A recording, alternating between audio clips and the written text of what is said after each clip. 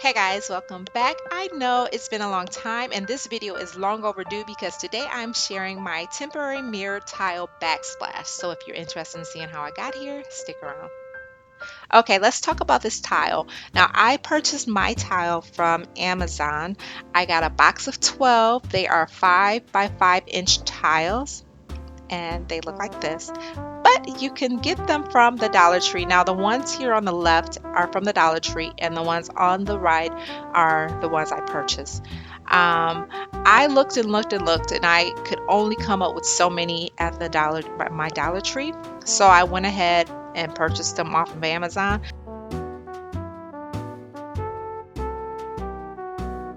I was able to find them on Dollar Tree's website, but unfortunately you couldn't get just the square. They came in a case of 40 with assorted sizes. So that means that they would be more than what I would pay for them on Amazon. And honestly, guys, there really isn't that big of a difference. If you take a look at the two tiles here, my tile is at the bottom. And yeah, you can see that the bevel on my tile is a little wider, which gives it a little bit more of an expensive look. But besides that, the height, the width, the weight of this, and the length is pretty much spot on. So if you can find them all at the Dollar Tree, go for it. That's your best bet. Save yourself some money.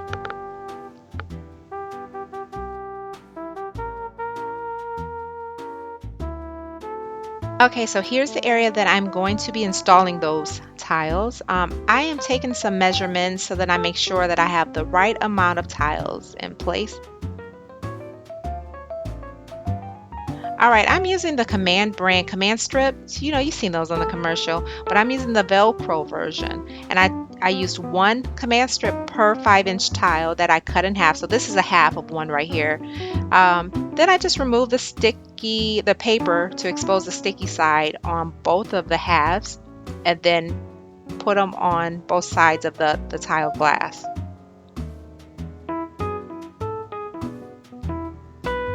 You want to press a little firm just to make sure that it's secure.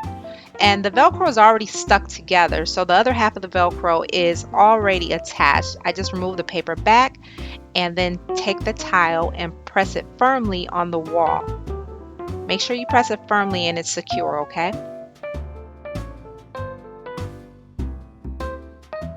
Now you notice that I have toothpicks there at the bottom. I'm doing that to leave a little bit of space at the bottom between my counter and the tile itself, but along the sides and along the tile it's gonna be right up against each other.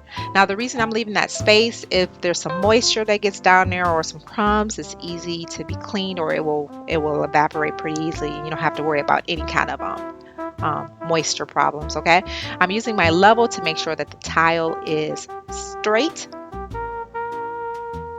And then I will apply the rest of my tiles. I'm making sure that my lines are lined up as much as possible. Now, the tiles are not perfect. So you will have, not all tiles will be 5 inches exactly, but they're not off by much and you will not notice much with the lines. But don't expect all the tiles to be perfect. Now, right here, I am marking where I need to cut for my outlet.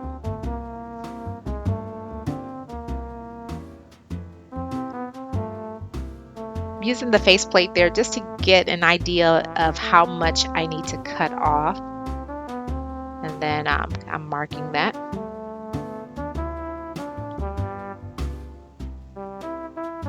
And then once it's marked, I just use my level there to continue that straight line so that I can cut it. Don't worry about the marker because that will come off with some Windex when you go to clean it up, so it'll be good, trust me. Okay, so for all of the people that do not want to use the power tool option, here is an option for you to cut this tile. Now, I didn't want to use a power tool either. That's why I did this. I purchased a glass score knife to cut my pieces, and around the outlet, that's more of a complex cut and that made this a little more difficult. But if you just have straight cuts, this is a perfect option for you. You see me masking off that cut area so that it doesn't chip the glass when I go to break it, and it breaks right off. But that was the first one. The second one, I was not as successful. I ended up breaking the entire glass, so I just had to go and rent a wet saw, which I completed the rest of my cuts with. But again, if you do not have any outlets or any complex cuts where you have to cut around corners, then you are perfectly fine with the score knife. Just make sure you use goggles because you will have shards of glass that pops up and you don't want to cut your eyes. The wet saw I picked up from Home Depot. You can rent one of these at your home goods store for $20-30 for a few hours. It's really easy to use. You just want to make sure that you have a lot of water flowing on it and you go really slow, because if you don't, you will break the glass. And be sure to wear your safety glasses here as well.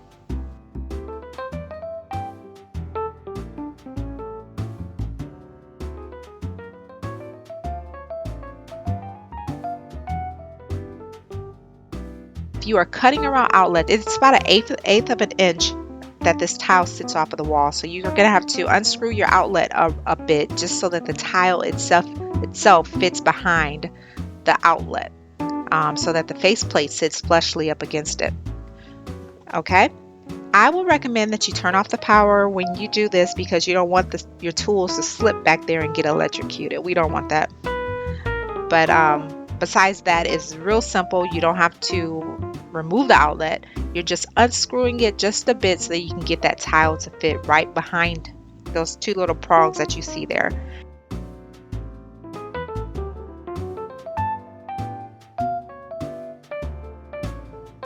Okay, and do the same for the bottom piece, and then install your faceplate.